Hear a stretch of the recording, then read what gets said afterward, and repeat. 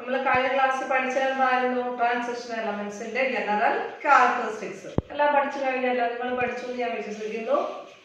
ഇനി അടുത്തതായിട്ട് transition എലമെന്റ്സിന്റെ important ആയിട്ടുള്ള രണ്ട് കോമ്പൗണ്ടുകളുണ്ട്. ആ രണ്ട് കോമ്പൗണ്ട്സിന്റെ പ്രിപ്പറേഷൻ പ്രോപ്പർട്ടീസുമാണ് പഠിക്കാറുള്ളത്. ആദ്യത്തെ കോമ്പൗണ്ട് ഒരെണ്ണം ക്രോമിയത്തിന്റെ കോമ്പൗണ്ട്, ട്രാൻസിഷൻ എലമെന്റ് ആയ ക്രോമിയത്തിന്റെ കോമ്പൗണ്ടും, വേറൊരെണ്ണം അനദർ ട്രാൻസിഷൻ എലമെന്റ് ആയ മാംഗനീസിന്റെ കോമ്പൗണ്ടുമാണ്. നിങ്ങൾക്ക് കേട്ടിട്ടുള്ളതാണ്. മാംഗനീസിന്റെ കോമ്പൗണ്ടാണ് വളരെ ഫേമസ് ആയിട്ടുള്ള പൊട്ടാസ്യം പെർമാംഗനേറ്റ്. ക്രോമിയത്തിന്റെ കോമ്പൗണ്ട് പൊട്ടാസ്യം ഡൈക്രോമേറ്റ്. നമുക്ക് ആദ്യം ക്രോമിയത്തിന്റെ കോമ്പൗണ്ടായ പൊട്ടാസ്യം ഡൈക്രോമേറ്റ് പഠിക്കാം. ഫോർമുലയാണ് K2Cr2O7. പൊട്ടാസ്യം ഡൈക്രോമേറ്റിന്റെ മോളിക്കുലർ ഫോർമുലയാണ് K2Cr2O7. പൊട്ടാസ്യം ഡൈക്രോമേറ്റ് പ്രിപ്പയർ ചെയ്യുന്നത് ക്രോമൈറ്റോറിൽ നിന്നാണ്. ക്രോമൈറ്റോർ എന്ന് വെച്ചാൽ അയൺ ക്രോമേറ്റ് ആണ്, FeCr2O4. ക്രോമൈറ്റോറിൽ നിന്നാണ് നമ്മൾ പൊട്ടാസ്യം ഡൈക്രോമേറ്റ് പ്രിപ്പയർ ചെയ്യുന്നത്.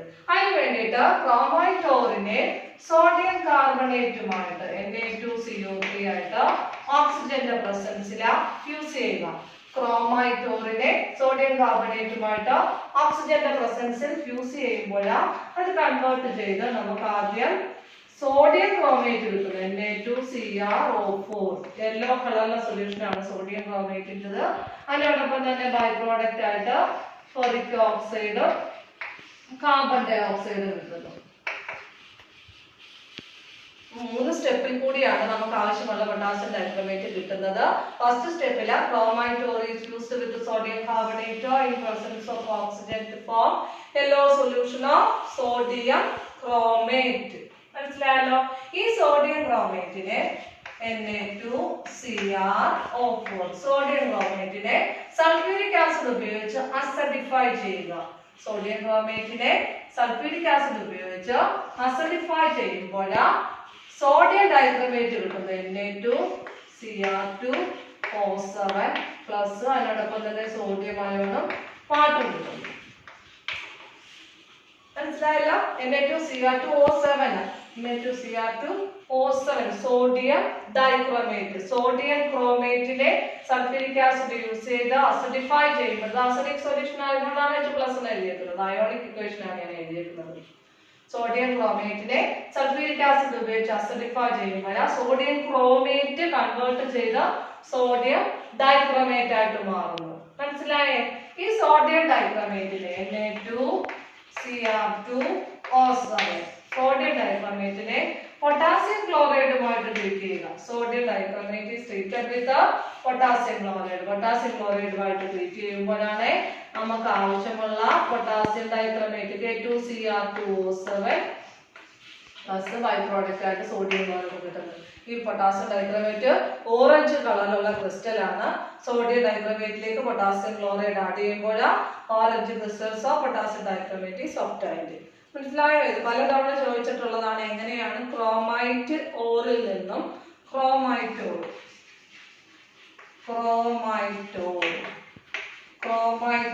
നിന്നും പൊട്ടാസ്യം ഡൈക്രോമേറ്റ് പ്രിപ്പയർ ചെയ്യുന്നത്. ഒന്നുകൂടെ പറയാം. ഫസ്റ്റ് സ്റ്റെപ്പിൽ chromite ore is used with sodium carbonate in presence of oxygen to form sodium chromate. ആ സോഡിയം ക്രോമേറ്റിനെ സൾഫ്യൂരിക് ആസിഡ് വെച്ച് അസിഡിഫൈ ചെയ്യുമ്പോൾ സെക്കൻഡ് സ്റ്റെപ്പിൽ സോഡിയം ഡൈക്രോമേറ്റ് കിട്ടുന്നു. ഇനി തേർഡ് സ്റ്റെപ്പിൽ sodium dichromate is treated with potassium chloride. We can get potassium dichromate orange coloured crystals. മനസ്സിലായോ എല്ലാവർക്കും? ഇനി പൊട്ടാസ്യം ഡൈക്രോമേറ്റിന്റെ പ്രോപ്പർട്ടീസ് ശ്രദ്ധിക്കാം. പൊട്ടാസ്യം ഡൈക്രോമേറ്റ് ഒരു നല്ല ഓക്സിഡൈസിങ് ഏജന്റ് ആണ്. അസിഡിക് മീഡിയത്തിൽ മറ്റുള്ളവയെ ഓക്സിഡൈസ് ചെയ്യുവാനുള്ള കഴിവ് പൊട്ടാസ്യം ഡൈക്രോമേറ്റിനുണ്ട്. പൊട്ടാസ്യം ഡൈക്രോമേറ്റിന് എന്തിനുള്ള എബിലിറ്റി ഉണ്ട്?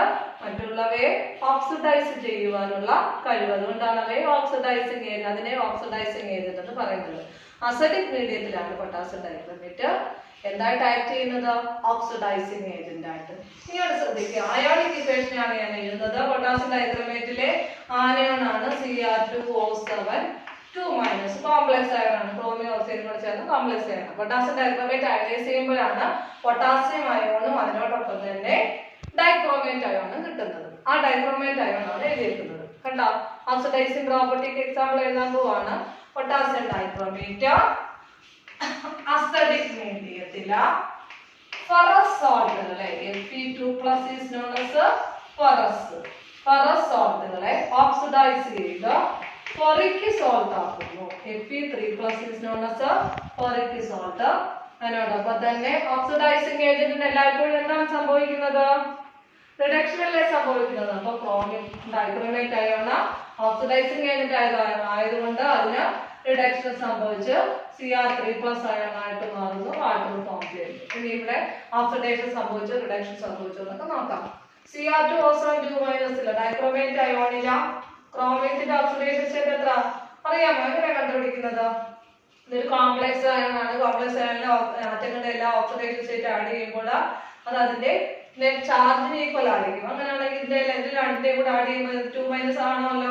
നമുക്ക് കണ്ടുപിടിക്കാം ക്രോമിയത്തിന്റേത് 2. രണ്ട് ക്രോമിയയില്ലേ, ക്രോമിയത്തിന്റെ ഒരെണ്ണത്തിന്റെ x ആണെങ്കിൽ രണ്ട് ക്രോമിയത്തിന്റേത് 2 × x 2x പ്ലസ് ഒരു ഓക്സിജന്റെ എത്ര -2. അങ്ങനെ എത്ര ഓക്സിജൻ ഉണ്ട്? 7 ഓക്സിജൻ. അപ്പോൾ 7 × -2 = കോംപ്ലക്സ് ആയിട്ട് നെറ്റ് ചാർജ് 2- കണ്ട. therefore 2x = -40 റൈറ്റ് സൈഡ് കൊണ്ടുവരാം, +14 ആവുന്നു, 2 + 14 ആവുന്നു. ഇനി -2 ഇപ്പുറത്ത് എഴുതാം. -2 + 14 = 12. therefore x = 12/2 6 +6 അല്ലേ. ഇവിടെ ക്രോമിയത്തിന്റെ ഓക്സിഡേഷൻ സ്റ്റേറ്റ് +6 ആണ്. Chromium oxidising dichromate ion oxidising agent ആയിട്ടാണ് ആക്ട് ചെയ്യുന്നത്. ഇവിടുത്തെ ഡൈക്രോമേറ്റ് ഓക്സിഡൈസിംഗ് ഏജന്റ് ആയതുകൊണ്ട് അതിന് റിഡക്ഷൻ ആയിരിക്കും സംഭവിക്കുന്നത്. റിഡക്ഷൻ സംഭവിച്ചെന്ന് നോക്കാം. ഡൈക്രോമേറ്റിലെ ക്രോമിയത്തിന്റെ ഓക്സിഡേഷൻ സ്റ്റേറ്റ് ആണ് +6. അത് റെഡ്യൂസ് ചെയ്യുമ്പോൾ എന്തായിട്ട് മാറുന്നു? +3 ആണ്. റിഡക്ഷൻ സംഭവിച്ചോ? +6 നിന്നും +3 വന്നോന്നുണ്ടെങ്കിൽ 3 ഇലക്ട്രോൺസിനെ അക്സെപ്റ്റ് ചെയ്യണം. ഇലക്ട്രോണിനെ സ്വീകരിക്കുന്ന പ്രോസസ് അല്ലേ റിഡക്ഷൻ. അപ്പൊ ഇവിടെ ഡൈക്രോമേറ്റിന് റിഡക്ഷൻ സംഭവിച്ചാണ് Cr3+ അയോൺ ആയിട്ട് പറയുന്നത്. മനസ്സിലായല്ലോ.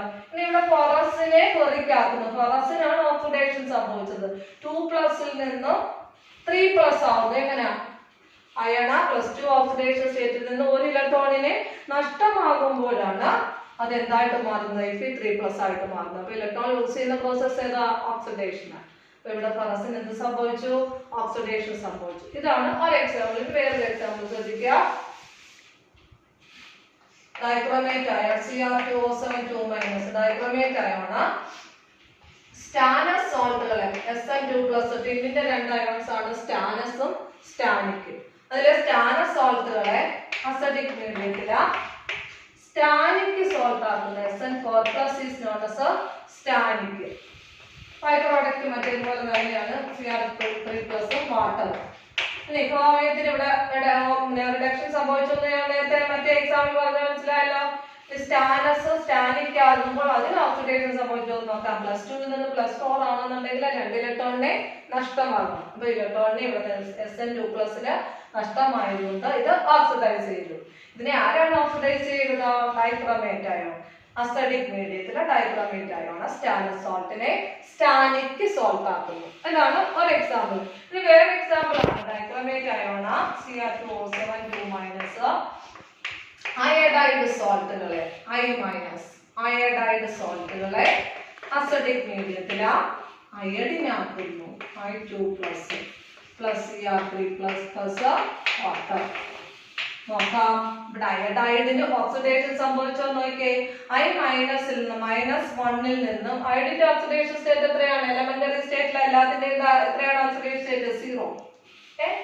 -1 നിന്ന് ഒരു ഇലക്ട്രോണിനെ നഷ്ടമാകുമ്പോഴാണ് 0 ഓക്സിഡേഷൻ സ്റ്റേറ്റിലേക്ക് പോകുന്നത്. അപ്പൊ ഇവിടെയും അയഡൈഡിന് എന്ത് സംഭവിച്ചു? ഓക്സിഡേഷൻ സംഭവിച്ചു. ആരാണ് ഓക്സിഡൈസ് ചെയ്തത്? Dichromate ion. ഇത് മീഡിയത്തില അസിഡിക് മീഡിയത്തില അയഡൈഡിനെ അയഡിനാക്കുന്നു ഡൈക്രോമേറ്റ്. മനസ്സിലായോ? ഇനി വേറൊരു example dichromate ion Cr2O7 dichromate ion hydrogen സൾഫൈഡിനെ അസിഡിക് മീഡിയത്തില സൾഫർ ആക്കുന്നു. ഇവിടെ ഓക്സിഡേഷൻ സംഭവിച്ചോ നോക്കാം. ഹൈഡ്രജൻ സൾഫൈഡിനെയാണ് ഓക്സിഡൈസ് ചെയ്ത് സൾഫർ ആക്കുന്നത്. നോക്കുക. ഹൈഡ്രജൻ സൾഫൈഡില സൾഫറിന്റെ ഓക്സിഡേറ്റീവ് സ്റ്റേറ്റ് എത്ര? ഹൈഡ്രജന്റെ +1, രണ്ട് ഹൈഡ്രജന്റെയും കൂടെ ആകുമ്പോഴാ രണ്ട് പോസിറ്റീവ് ചാർജ്. രണ്ട് പോസിറ്റീവ് ചാർജിന്റെ കൂടെ പിന്നെ ഇതൊരു ന്യൂട്രൽ കോമ്പൗണ്ട് അല്ലേ, അപ്പൊ ടോട്ടൽ ഓക്സിഡേഷൻ സ്റ്റേറ്റിന് രണ്ട് ആറ്റങ്ങളുണ്ട്, രണ്ടിന്റെയും കൂടെ ഓക്സിഡേഷൻ സ്റ്റേറ്റ് ആഡ് ചെയ്ത് കഴിഞ്ഞാൽ 0 അല്ലേ കിട്ടുന്നത്. രണ്ട് ഹൈഡ്രജന്റെ രണ്ട് പോസിറ്റീവ് ചാർജ്. അപ്പൊ അതിലൂടെ എത്ര നെഗറ്റീവ് ചാർജും കൂടെ വരുമ്പോഴായിരിക്കും 0 വരുന്നത്? +2ന്റെ കൂടെ -2 ആഡ് ചെയ്യുമ്പോഴല്ലേ 0 വരുന്നത് അല്ലേ? അതുകൊണ്ട് സൾഫറിന്റെ ഓക്സിഡേഷൻ സ്റ്റേറ്റ് എത്രയായിരിക്കും? -2. മനസ്സിലായേ? അതല്ലാതെ കണ്ടുപിടിക്കണം. നോക്കാം. അല്ലാതെ കണ്ടുപിടിച്ചതിനെ കാണിക്കാൻ ഞാൻ പറഞ്ഞതിന് വ്യത്യസ്തമായിട്ട് കുറച്ചുകൂടെ മനസ്സിലാക്കാനായിട്ട് ശ്രദ്ധിക്കാം. ഹൈഡ്രജന്റെ ഓരോ ഹൈഡ്രജന്റെ +1, രണ്ട് ഹൈഡ്രജൻ ആകുമ്പോൾ +1 × 2 പ്ലസ് സൾഫറിന്റെ എത്രയാണെന്ന് അറിയത്തില്ല, x എന്ന് അസ്യൂം ചെയ്യുക. ഇതൊരു ന്യൂട്രൽ കോമ്പൗണ്ട് ആയതുകൊണ്ട് ഇതെല്ലാം കൂടെ ആഡ് ചെയ്യുമ്പോൾ എത്ര വരണം? 0 വരണം അല്ലേ? സൾഫറിന്റെ ഓക്സിഡേഷൻ സ്റ്റേറ്റ് ആയ x +2 റൈറ്റ് സൈഡ് വരുമ്പോൾ -2 ആണ്. അങ്ങനെയാണ് ഇവിടെ സൾഫറിന്റെ ഓക്സിഡേഷൻ സ്റ്റേറ്റ് എത്ര വരുന്നത്? -2 വരുന്നത്. നോക്കിയേ, ഇവിടെ സൾഫറിന്റെ ഈ എലിമെന്ററി സ്റ്റേറ്റിലെ സൾഫറിന്റെ ഓക്സിഡേഷൻ സ്റ്റേറ്റ് എത്ര? 0. ഹൈഡ്രജൻ സൾഫൈഡ് സൾഫറിന്റെ ഓക്സിഡേഷൻ സ്റ്റേറ്റ് -2 ആണ്. -2ൽ നിന്നാണ് അത് 0യിലേക്ക് എത്തുന്നത്. എത്ര ഇലക്ട്രോണിനെ നഷ്ടമാകുമ്പോഴായിരിക്കും -2ൽ നിന്ന് 0യിലേക്ക് എത്തുന്നത്? 2 ഇലക്ട്രോണിനെ നഷ്ടം. അപ്പൊ അവിടെ ഇലക്ട്രോണിനെ നഷ്ടമായി. ഹൈഡ്രജൻ സൾഫൈഡിലെ സൾഫറിന്റെ ഇലക്ട്രോണിനെ നഷ്ടമായി. അതുകൊണ്ട് അതിന് എന്ത് സംഭവിച്ചു? ഓക്സിഡേഷൻ സംഭവിച്ചു. ആരാണ് ഓക്സിഡൈസ് ചെയ്തത്? Potassium dichromate. ഏത് മീഡിയത്തിൽ? അസിഡിക് മീഡിയത്തില. അപ്പൊ ഹൈഡ്രജൻ സൾഫൈഡിനെ അസിഡിക് മീഡിയത്തില പൊട്ടാസ്യം ഡൈക്രോമേറ്റ് ഓക്സിഡൈസ് ചെയ്ത സൾഫർ ആക്കും. ഇത്രയാണ് ഇമ്പോർട്ടന്റ് ആയിട്ടുള്ള ഓക്സിഡൈസിങ് ആക്ഷന്റെ, പൊട്ടാസ്യം ഡൈക്രോമേറ്റിന്റെ ഓക്സിഡൈസിങ് ആക്ഷന്റെ എക്സാമ്പിൾസ്. മനസ്സിലായല്ലോ? ഫോറസിനെ ഫെറിക് ആക്കുന്നു, അയഡൈഡിനെ അയഡിൻ ആക്കുന്നു, സ്റ്റാനസിനെ സ്റ്റാനിക് ആക്കുന്നു, ഹൈഡ്രജൻ സൾഫൈഡിനെ സൾഫർ ആക്കുന്നു. ഇത്രയും കാര്യങ്ങൾ പറഞ്ഞാൽ മനസ്സിലായല്ലോ. ഇനി അടുത്തത് പൊട്ടാസ്യം ഡൈക്രോമേറ്റിന്റെ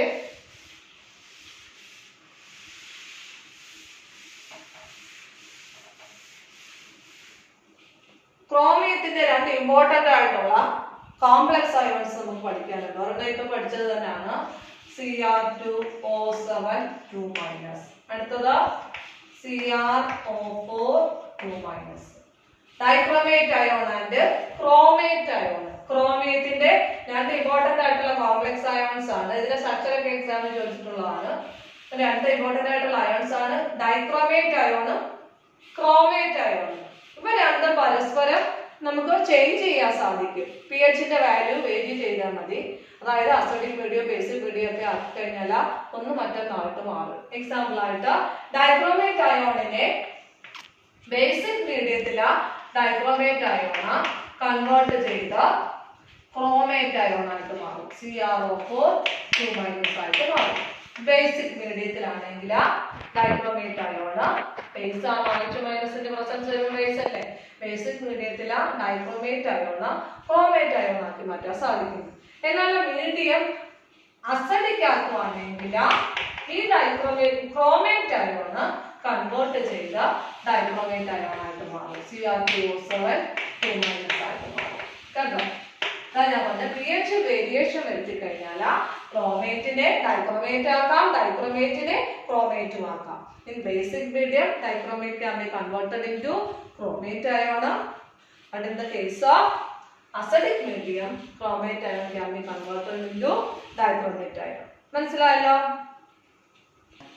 ഇനി ക്രോമേറ്റ് അയോണിന്റെ ഡൈക്രോമേറ്റ് അയോണിന്റെ സ്ട്രക്ചർ എക്സാമിന് ചോദിച്ചിട്ടുള്ളതാണ്. നോക്കുക, രണ്ട് ക്രോമിയം ഉണ്ട്. ഇത് എന്തിന്റെ സ്ട്രക്ചർ ആണ് നോക്കുക. രണ്ട് സ്ട്രക്ചർ ഞാൻ വരച്ചിട്ടേക്കുവാണ്. എന്തിന്റെ സ്ട്രക്ചർ ആണ് നോക്കുക. രണ്ട് ക്രോമിയം Cr2. ഓക്സിജൻ എത്ര പേര്? 3 3 6 1 7. ഓക്സിജൻ 7. അപ്പോൾ ഇത് എന്തിന്റെ സ്ട്രക്ചർ ആയിരിക്കും? ഇതിന്റെ സ്ട്രക്ചർ ആയിരിക്കും Cr2. ഇപ്പോൾ ഡൈക്രോമേറ്റ് അയോണിന്റെ സ്ട്രക്ചർ ആണ് ആദ്യം വെച്ചിരിക്കുന്നത് കേട്ടോ. ഇതോ Cr04 2- ക്രോമേറ്റ് അയോണിന്റെ സ്ട്രക്ചർ വളരെ സിമ്പിൾ ആണ്, വരച്ചു പഠിക്കുക. അല്ലാതെ കൂടുതലായിട്ടൊന്നും പറയാനായിട്ടില്ല. ഡൈക്രോമേറ്റ് അയോണിന്റെ ക്രോമേറ്റ് അയോണിന്റെ സ്ട്രക്ചർ ആണ്. അവന്റെ പ്രത്യേകത എന്താവാ? ഇന്റർ കൺവേർട്ടബിൾ ആണ്. പരസ്പരം അങ്ങോട്ട് ഒന്ന് മറ്റൊന്നാക്കി മാറ്റുവാനായിട്ട് സാധിക്കും pH വേരിയേഷൻ വരുത്തി കഴിഞ്ഞാൽ. മനസ്സിലായല്ലോ? അടുത്തത് നമുക്ക് പൊട്ടാസ്യം ഡൈക്രോമേറ്റ് ഇത്രയേ ഉള്ളൂ. അടുത്തത് നമുക്ക് മാംഗനീസിന്റെ ഇമ്പോർട്ടന്റ് കോമ്പൗണ്ട് ആയ പൊട്ടാസ്യം പെർമാംഗനേറ്റ് പഠിക്കാം. KMnO4. KMnO4 ആണ് ഇതിന്റെ മോളിക്കുലർ ഫോർമുല. പൊട്ടാസ്യം പെർമാംഗനേറ്റിന്റെ മനസ്സിലായോ? പൊട്ടാസ്യം പെർമാംഗനേറ്റ് നിങ്ങൾ കണ്ടിട്ടുണ്ടായിരിക്കാം. നമ്മുടെ കിണറ്റിലൊക്കെ അണുക്കൾ നശിക്കാനായിട്ട് ഇടുന്നതാണ്. നല്ല പിങ്ക് കളറുള്ള ക്രിസ്റ്റലാണ് അല്ലേ പൊട്ടാസ്യം പെർമാംഗനേറ്റ്. ഇതിന്റെ പ്രിപ്പറേഷൻ ആണ് പഠിക്കാനുള്ളത്. പൊട്ടാസ്യം പെർമാംഗനേറ്റ് പ്രിപ്പയർ ചെയ്യുന്നത് പൈറോലൂസൈറ്റിൽ നിന്നാണ്. പൈറോലൂസൈറ്റ് മാംഗനീസ് ഡയോക്സൈഡിനെയാണ് പൈറോലൂസൈറ്റ് എന്ന് പറയുന്നത്. Manganese dioxide. ഈ പൈറോലൂസൈറ്റിലെ ആദ്യം പൊട്ടാസ്യം ഹൈഡ്രോക്സൈഡുമായിട്ട് ഓക്സിജന്റെ പ്രസൻസിൽ യൂസ് ചെയ്യുക. പൈറോലൂസൈറ്റിനെ പൊട്ടാസ്യം ഹൈഡ്രോക്സൈഡുമായിട്ട് എന്തിന്റെ പ്രസൻസിൽ യൂസ് ചെയ്യണം? ഓക്സിജന്റെ പ്രസൻസിൽ. Pyrolusite is used with potassium hydroxide in presence of oxygen. അപ്പോൾ നമുക്ക് ആദ്യം കിട്ടുന്നത് പൊട്ടാസ്യം മാംഗനേറ്റ് ആണ്. K2MnO4 is known as potassium manganate. MnO4 potassium permanganate ആണ്. ഇത് പൊട്ടാസ്യം മാംഗനേറ്റ്. മനസ്സിലായോ? ഈ പൊട്ടാസ്യം മാംഗനേറ്റ് ഇലക്ട്രോളിസിസ് നടത്തിയാണ് നമുക്ക് ആവശ്യമായിട്ടുള്ള പൊട്ടാസ്യം പെർമാംഗനേറ്റ് പ്രിപ്പയർ ചെയ്യുന്നത്. ഇലക്ട്രോളിസിസ് നടത്തുമ്പോൾ മാംഗനേറ്റ് അയോണിന് ഓക്സിഡേഷൻ സംഭവിച്ചാണ് പെർമാംഗനേറ്റ് കിട്ടുന്നത്. ഓക്സിഡേഷൻ സംഭവിക്കുന്നതുകൊണ്ട് അത് എവിടെയായിരിക്കും കിട്ടുന്നത്? ആനോഡിലായിരിക്കും കിട്ടുന്നത്. കാഥോഡിലാണെങ്കിൽ നമുക്ക് കിട്ടുന്നത് ഹൈഡ്രജൻ ഗ്യാസുമായിരിക്കും. നമുക്ക് റിയാക്ഷൻസ് ആനോഡിലെ കാഥോഡിലെ റിയാക്ഷൻസ് എഴുതി നോക്കാം. ശ്രദ്ധിക്കുക. ആദ്യം പൊട്ടാസ്യം മാംഗനേറ്റിന് അയണൈസേഷൻ സംഭവിക്കുന്നത്. K2MnO4 അയണൈസ് ചെയ്തിട്ട് പൊട്ടാസ്യം ഫോം ചെയ്യുന്നു. Manganate ion MnO4 manganate ion form ചെയ്യുന്നു. ഈ മാംഗനേറ്റ് അയോണിനാണ് ഓക്സിഡേഷൻ സംഭവിക്കുന്നു. ഓക്സിഡേഷൻ സംഭവിച്ചിട്ടാണ് നമുക്ക് ആവശ്യമായിട്ടുള്ള പെർമാംഗനേറ്റ് അയോൺ കിട്ടുന്നത്. ഒരു ഇലക്ട്രോൺ നഷ്ടമാകുന്ന പ്രോസസ് അല്ലേ? ഇലക്ട്രോൺ നഷ്ടമാകുന്ന പ്രോസസ് അല്ലേ ഓക്സിഡേഷൻ? അപ്പം പെർമാംഗനേറ്റ് അല്ല, മാംഗനേറ്റ് അയോണിന് ഓക്സിഡേഷൻ സംഭവിച്ചാണ്, ഇലക്ട്രോ കെമിക്കലായിട്ട് ഓക്സിഡേഷൻ സംഭവിക്കുന്നതിന്റെ ഫലമായിട്ടാണ് നമുക്ക് ആവശ്യമായിട്ടുള്ള എന്ത് കിട്ടുന്നത്? പെർമാംഗനേറ്റ് അയോൺ കിട്ടുന്നത്. ഓക്സിഡേഷൻ സംഭവിക്കുന്നതുകൊണ്ട് റിയാക്ഷൻ എവിടെയായിരിക്കും നടക്കുന്നത്? ആനോഡിലായിരിക്കും നടക്കുന്നത്. മനസ്സിലായോ? ഇനി കാഥോഡിൽ അവിടെ വാട്ടർ ഫോം ചെയ്തില്ലേ? അത് അയണൈസ് ചെയ്ത് വാട്ടർ അയണൈസ് ചെയ്യുമ്പോൾ എന്തൊക്കെയാണ് കിട്ടുന്നത്? അറിയാവുന്നല്ലേ? വാട്ടർ അയണൈസ് ചെയ്യുമ്പോൾ എന്തൊക്കെയാണ് കിട്ടുന്നത്? H+, OH- ions. Anode liberate ചെയ്യുന്ന ആ ഇലക്ട്രോൺസിനെ H+ അയോൺസ് അക്സെപ്റ്റ് ചെയ്യുന്നു. രണ്ട് ഇലക്ട്രോണിനെ രണ്ട് H+ അയോൺ അക്സെപ്റ്റ് ചെയ്യുന്നതിന്റെ ഫലമായിട്ട് ഹൈഡ്രജൻ ഗ്യാസ് കിട്ടുന്നു. ഇവിടെ നമുക്ക് ഇലക്ട്രോണിനെ സ്വീകരിക്കുകയാണ് ചെയ്തത് ഹൈഡ്രജൻ അയോൺ അല്ലേ? അതുകൊണ്ട് ഇതിനെന്താ സംഭവിച്ചത്? ഹൈഡ്രജൻ അയോണിന് H+ അയോണിന് റിഡക്ഷൻ സംഭവിച്ചു. ഇലക്ട്രോണിനെ അക്സെപ്റ്റ് ചെയ്തുകൊണ്ട് അതിന് റിഡക്ഷൻ സംഭവിച്ച ഹൈഡ്രജൻ ഗ്യാസ് കിട്ടുന്നത്. ആ ഹൈഡ്രജൻ ഗ്യാസ് ഒക്കെ എവിടെയായിരിക്കും ലിബറേറ്റ് ചെയ്യുന്നത്? അനോഡിലായിരിക്കും കാഥോഡിലായിരിക്കുമോ? കാഥോഡിലല്ലേ എല്ലായ്പ്പോഴും റിഡക്ഷൻ സംഭവിക്കുന്നത്. അതുകൊണ്ട് ഈ റിയാക്ഷൻ എവിടെ നടക്കുന്നതായിരിക്കും? കാഥോഡിൽ നടക്കുന്ന റിയാക്ഷൻ ആയിരിക്കും. മനസ്സിലായോ? ഇത്രയേ ഉള്ളൂ പൊട്ടാസ്യം പെർമാംഗനേറ്റിന്റെ പ്രിപ്പറേഷൻ. ഒന്നുകൂടെ പറയാം. Potassium permanganate is prepared from pyrolusite. Potassium permanganate എവിടെയാണ് പ്രിപ്പയർ ചെയ്യാം? പൈറോലൂസൈറ്റിൽ നിന്ന് പ്രിപ്പയർ ചെയ്യാം അല്ലെ? പൈറോലൂസൈറ്റ് എന്ന് വെച്ചാൽ എന്തായിരുന്നു? Manganese dioxide. പൈറോലൂസൈറ്റിന്റെ ഫസ്റ്റ് സ്റ്റെപ്പിൽ ആദ്യം നമ്മൾ പൊട്ടാസ്യം ഹൈഡ്രോക്സൈഡുമായിട്ട് ഓക്സിജന്റെ പ്രസൻസിൽ ഫ്യൂസ് ചെയ്യുക. അപ്പോൾ നമുക്ക് കിട്ടുന്നത് പൊട്ടാസ്യം മാംഗനേറ്റ്. K2MnO4 എന്ന പൊട്ടാസ്യം മാംഗനേറ്റ് ആണ് കിട്ടുന്നത്. ആ പൊട്ടാസ്യം മാംഗനേറ്റിന്റെ ഇലക്ട്രോളിസിസ് നടക്കുമ്പോൾ ആനോഡിൽ നമുക്ക് ആവശ്യമുള്ള പെർമാംഗനേറ്റ് അയോൺ കിട്ടുന്നു. കാഥോഡിൽ ഹൈഡ്രജൻ ഗ്യാസ് ലിബറേറ്റ് ചെയ്യുന്നു. മനസ്സിലായോ? ക്രോമിയത്തിന്റെ രണ്ട് കോംപ്ലക്സ് അയോൺ എന്ന് പറഞ്ഞ പോലെ മാംഗനീസിന്റെ രണ്ട് കോംപ്ലക്സ് അയോൺസ് ആണ് MnO4- MnO4 MnO4 is known as manganate ion. MnO4- is known as permanganate ion. മനസ്സിലായല്ലോ? പൊട്ടാസ്യം ഡൈക്രോമേറ്റിന്റെ കൂടെ തന്നെ പൊട്ടാസ്യം പെർമാംഗനേറ്റ് ഒരു നല്ല ഓക്സിഡൈസിങ് ഏജന്റ് ആണ്. കുറച്ചുകൂടെ പവർഫുൾ ആയിട്ടുള്ള ഓക്സിഡൈസിങ് ഏജന്റ് ആണ് potassium permanganate. Potassium permanganate acidic മീഡിയത്തിലും ബേസിക് മീഡിയത്തിലും ന്യൂട്രൽ മീഡിയത്തിൽ പോലും ഓക്സിഡൈസിങ് ഏജന്റ് ആയിട്ട് ആക്ട് ചെയ്യുന്നുണ്ട്. പൊട്ടാസ്യം ഡൈക്രോമേറ്റ് അസിഡിക് മീഡിയത്തിൽ മാത്രമല്ലേ ഓക്സിഡൈസിങ് ഏജന്റ് ആയിട്ട് ആക്ട് ചെയ്യുന്നുള്ളായിരുന്നു. എന്നാൽ ഇത് മീഡിയം ഏതാണെങ്കിലും, അതായത് അസിഡിക് ആണെങ്കിലും ബേസിക് ആണെങ്കിലും ന്യൂട്രൽ മീഡിയം ആണെങ്കിൽ പോലും പൊട്ടാസ്യം പെർമാംഗനേറ്റ് ഒരു നല്ല ഓക്സിഡൈസിങ് ഏജന്റ് ആയിട്ട് ബിഹേവ് ചെയ്യുന്നു. അതായത് മറ്റുള്ളവയെ ഓക്സിഡൈസ് ചെയ്യുവാനുള്ള കഴിവുണ്ട്. എക്സാമ്പിൾ ആയിട്ട് potassium permanganate KMnO4. Potassium permanganate neutral മീഡിയത്തില് പൊട്ടാസ്യം അയഡൈഡ് സോൾട്ടുകളെ അയഡൈഡ്സ് ആക്കി മാറ്റുന്നു. എക്സാമ്പിൾ ആയിട്ട് പൊട്ടാസ്യം അയഡൈഡിനെ പൊട്ടാസ്യം അയഡൈഡ് ആക്കുന്നു.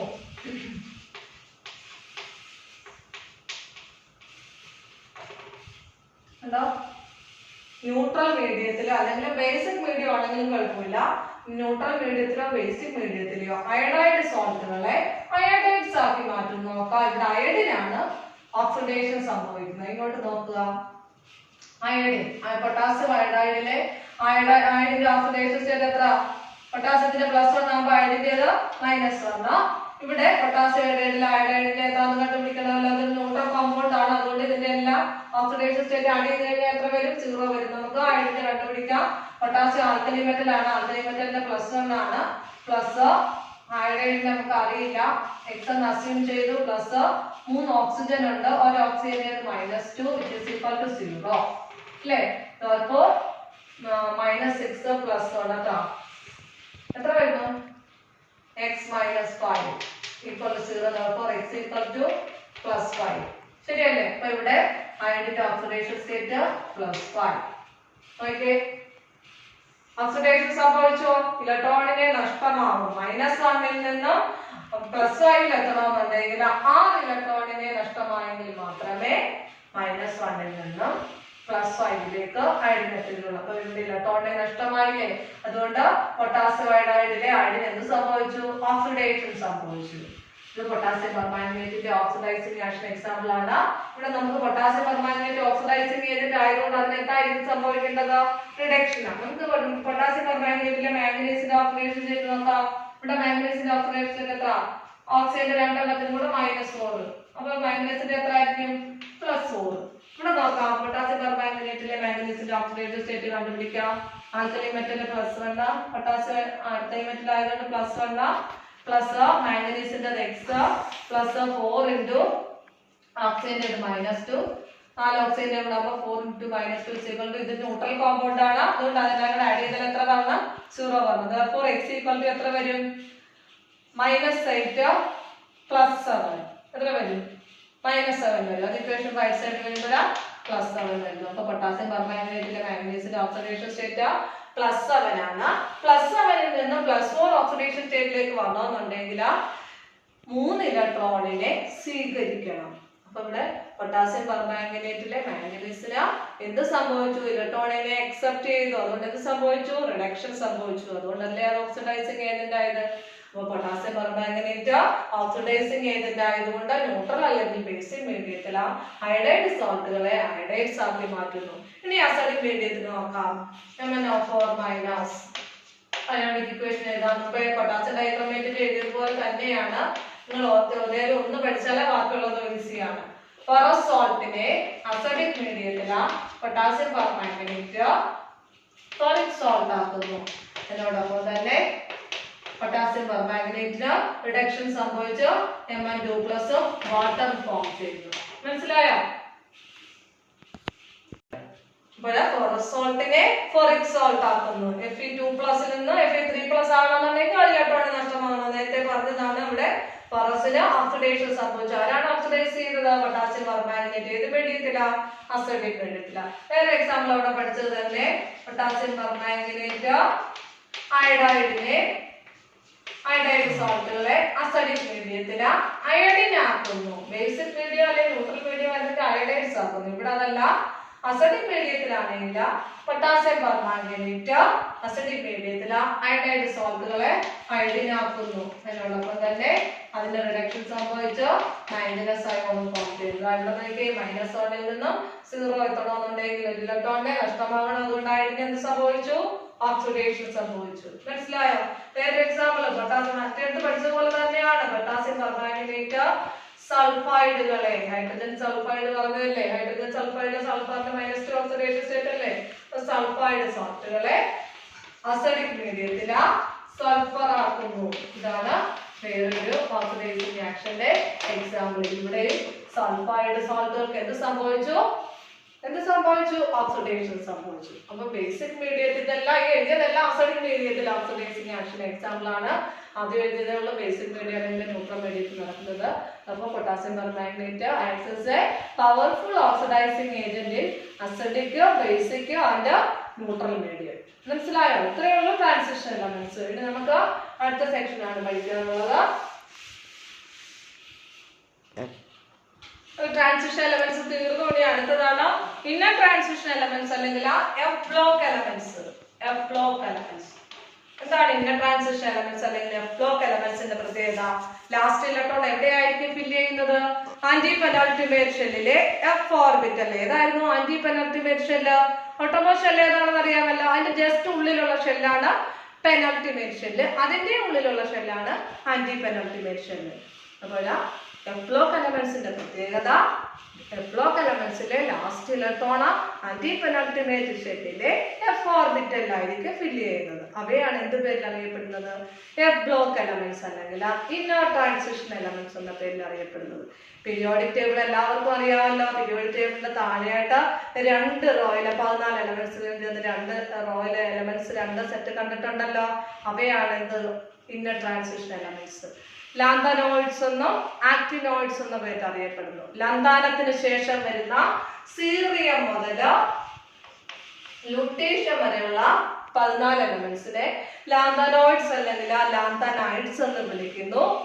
ആക്ടീനിയത്തിന് ശേഷം വരുന്ന തോറിയം മുതൽ ലോറൻഷ്യം വരെയുള്ള 14 എലമെന്റ്സിനെ ആക്ടിനോയിഡ്സ് അല്ലെങ്കിൽ ആക്ടിനൈഡ്സ് എന്ന പേരിൽ അറിയപ്പെടുന്നു. ഇവയാണ് ഇന്നർ ട്രാൻസിഷൻ എലമെന്റ്സ് ആയി വരുന്നത്. നമുക്ക് ലാന്തനോയിഡ്സും ആക്ടിനോയിഡ്സും സെപ്പറേറ്റ് ആയിട്ട് പഠിക്കുവാനുണ്ട്. ആദ്യം നമുക്ക് ഈ എഫ് ബ്ലോക്ക് എലമെന്റ്സിന്റെ ജനറൽ ഇലക്ട്രോണിക് കോൺഫിഗറേഷൻ നോക്കാം.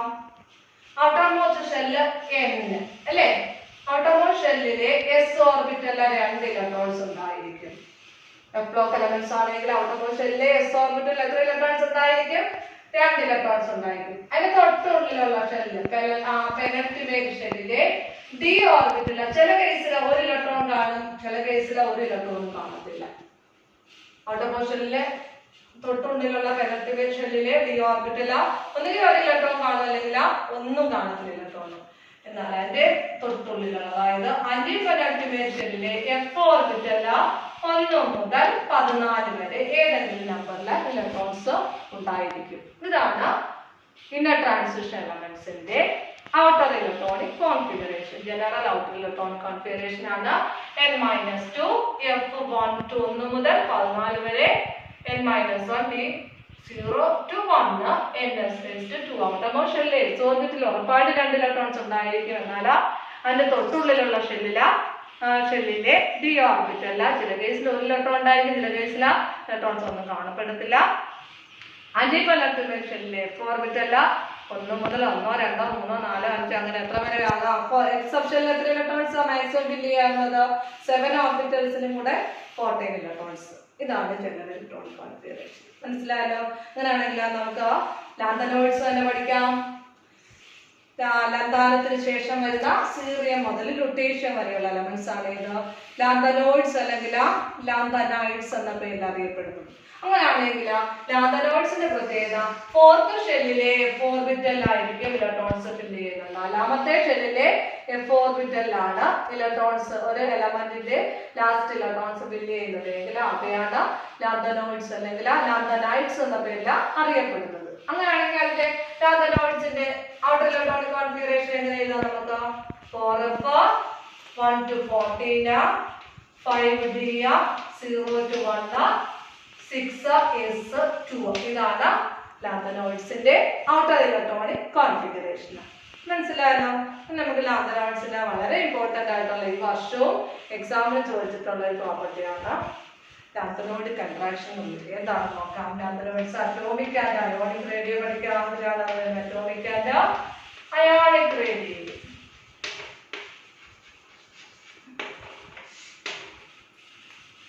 ലാന്തനോയിഡ് സീരീസിൽ ലെഫ്റ്റിൽ നിന്ന് റൈറ്റിലേക്ക് പോകുന്നതോറും അറ്റോമിക് നമ്പർ ഇൻക്രീസ് ചെയ്യുന്നു അല്ലേ? അറ്റോമിക് നമ്പർ ഇൻക്രീസ് ചെയ്യുന്നതിനോടൊപ്പം തന്നെ ആറ്റത്തിന്റെ സൈസ് ഡിക്രീസ് ചെയ്യുന്നു. അറ്റോമിക് നമ്പർ ഇൻക്രീസ് ചെയ്യുന്നതോടൊപ്പം തന്നെ ലെഫ്റ്റിൽ നിന്ന് റൈറ്റിലേക്ക് പോകുന്നതോറും അറ്റോമിക് റേഡിയസ് സ്റ്റഡി ആയിട്ട് ഡിക്രീസ് ചെയ്യുന്നു. അറ്റോമിക് റേഡിയയിൽ ഉണ്ടാകുന്ന ഈ സ്റ്റഡി ഡിക്രീസിനെ വിളിക്കുന്ന പേരാണ് ലാന്തനോയിഡ് കൺട്രാക്ഷൻ.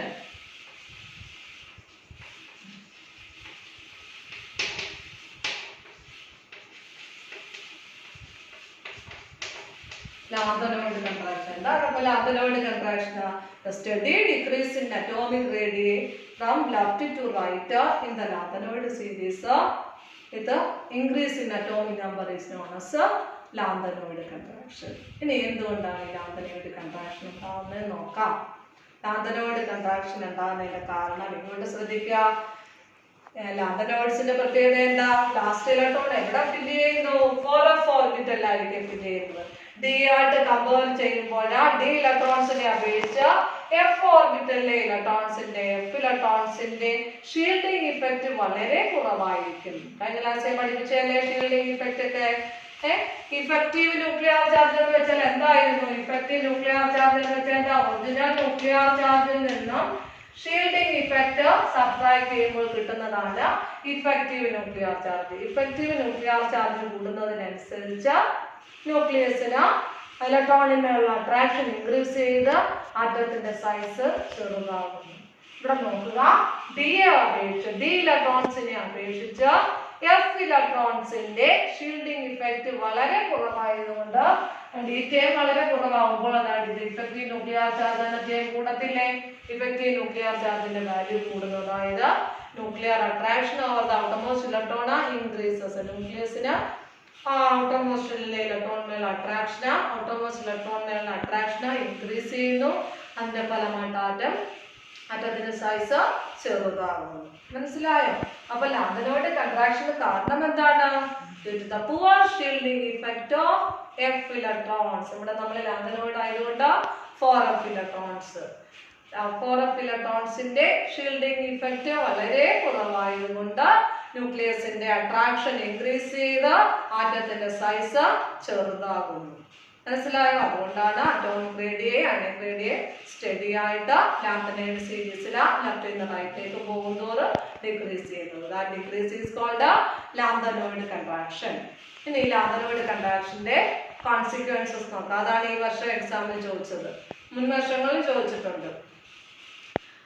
ഒരേ നമ്മൾ ട്രാൻസിഷൻ എലമെന്റ്സ് പഠിച്ചപ്പോൾ first transition series, second transition series, third transition series ഒക്കെ പഠിച്ചല്ലോ. സെക്കൻഡ് ട്രാൻസിഷൻ സീരീസ് ഏതായിരുന്നു? 4D series. തേർഡ് ആണെങ്കിൽ 5D പഠിച്ചല്ലേ?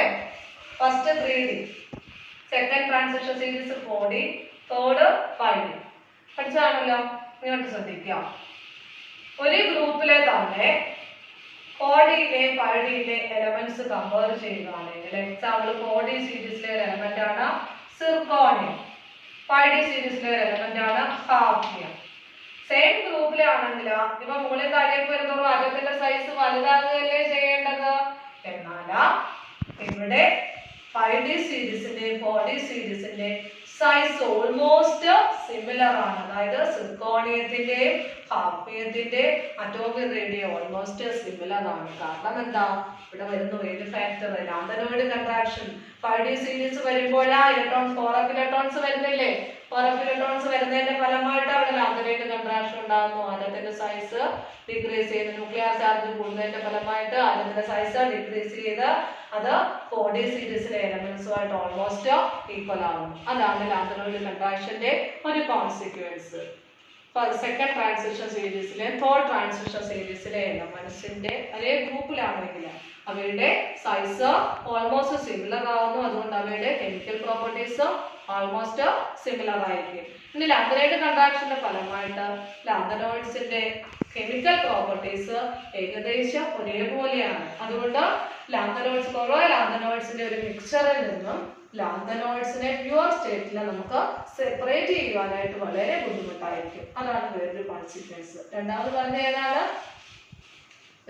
Similar chemical properties, it can be very difficult to separate lanthanoids mixture. Lanthanoid mixture നിന്ന് ലാന്തനോയിഡ്സിനെ pure സ്റ്റേറ്റിൽ separate ചെയ്യുവാനായിട്ട് വളരെ ബുദ്ധിമുട്ടായിരിക്കും. അത് രണ്ടുമാണ് ഇമ്പോർട്ടൻ്റ് ആയിട്ടുള്ള ലാന്തനോയിഡ് കൺട്രാക്ഷന്റെ കോൺസിക്വൻസ്. ആദ്യം പറഞ്ഞ എന്തായിരുന്നു? due to lanthanoid contraction of 4D series elements and 5D series elements അല്ലെങ്കിൽ second transition series ലെ third transition series ലെ elements ന്റെ atomic value almost similar ആയിരിക്കും. അതുകൊണ്ട് അവയുടെ chemical properties almost similar ആയിരിക്കും. മനസ്സിലായോ ലാന്തനോയിഡ് കൺട്രാക്ഷൻ? അപ്പോൾ ലാന്തനോയിഡ് കൺട്രാക്ഷൻ എന്ന് വെച്ചാൽ ഓർമ്മയിൽ നിൽക്കേണ്ട ഒരു പോയിന്റ്, ലാന്തനോയിഡ് കൺട്രാക്ഷൻ ഉണ്ടാകുവാനുള്ള കാരണം ഫാർ-ഓഫ് ഇലക്ട്രോൺസിന്റെ ഷീൽഡിംഗ് ഇഫക്റ്റ് വളരെ കുറവായതുകൊണ്ടാണ്. മനസ്സിലായല്ലോ? ഇനി ഓക്കെ, നമുക്കിനി ബാക്കി അടുത്ത ക്ലാസ്സിൽ പഠിക്കാം.